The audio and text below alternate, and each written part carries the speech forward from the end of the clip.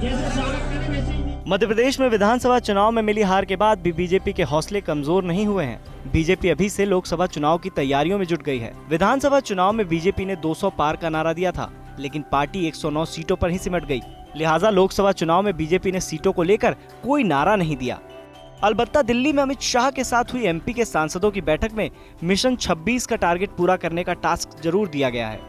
इस बारे में जब एमपी के पूर्व सीएम शिवराज सिंह चौहान से बात की गई तो उन्होंने ये जरूर कहा कि लोकसभा चुनाव में बीजेपी शानदार प्रदर्शन करेगी। सर, मध्य प्रदेश में क्या नेता प्रतिपक्ष अब आप होंगे मध्य प्रदेश के?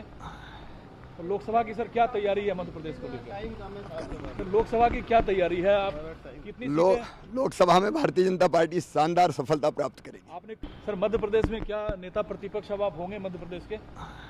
तो लोकसभा की सर क्या तैयारी है मध्य प्रदेश को लेकर? तो लोकसभा की क्या तैयारी है? आप कितनी लोकसभा में भारतीय जनता पार्टी शानदार सफलता प्राप्त करेगी। आपने मध्य प्रदेश में लोकसभा की 29 सीटें हैं। इनमें से सीटों का आंकड़ा फिलहाल बीजेपी के पास 26 और कांग्रेस के पास 3 सीटों का है।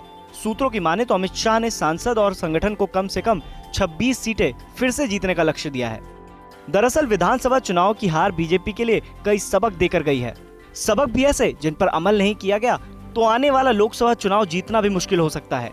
यही वजह है कि बीजेपी आला कमान प्रदेशों में लोकसभा चुनाव की तैयारियों के लिहाज से चौकन्ना हो गया है।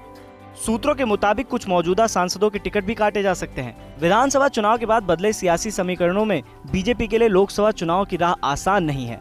ऐसे में क्या सिर्फ बैठकों से मिशन 19 पूरा होगा या वाकई में बीजेपी में बहुत कुछ बदलने वाला है?